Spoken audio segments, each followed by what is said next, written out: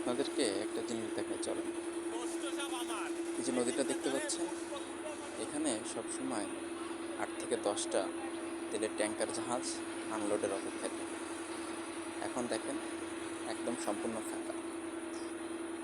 আর এই পাশে যে স্থাপনাটা দেখতে পাচ্ছেন, এটা হচ্ছে দেশের সরকারি 3টা কোম্পানি, পদ্মা, মেঘনা, যমুনার তেলের ডিপো। তো এখানে সবসময় জাহাজ আনলোড হয়, তেল আনলোড হয়। এখন দেখেন সম্পূর্ণ ফাঁকা। আর সরকার যে বলতেছে আগামী 2 মাসে তেলের মজুদ আছে, হ্যাঁ কথা সত্য, তেলের মজুদ ঠিকই আছে, খাতা কলমে মজুদ আছে, কিন্তু সরবরাহ নাই।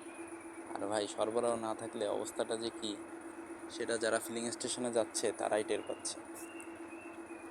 ঠিক আছে, বাস্তবতাটা সম্পূর্ণ ভিন্ন। আর বাংলাদেশের প্রায় এই পাশে যে অংশগুলো দেখতে পাচ্ছেন, এগুলো হচ্ছে বিদ্যুৎ কেন্দ্র। এখানে বিদ্যুৎ উৎপাদন হয়। বাংলাদেশের শতকরা 80% বিদ্যুৎই আপনার হচ্ছে জ্বালানি থেকে তৈরি হয়। তো দেখেন, জ্বালানি সরবরাহ যেহেতু ঘাটতি, সেহেতু বিদ্যুতের লোডশেডিংয়ের পরিমাণও তো বেড়ে গেছে অনেক।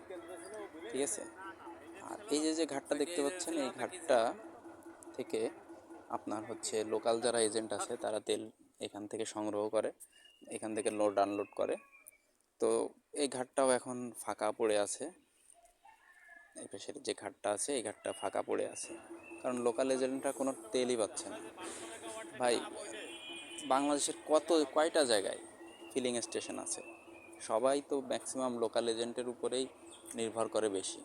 সেই লোকাল এজেন্টরা যদি তেল না পায়, তাহলে তো আমার তেলের লিটার 200-250 টাকা তো এমনিই হয়ে যাবে। সাধারণ মানুষ এমনিও বিপদে, অমনিও বিপদে।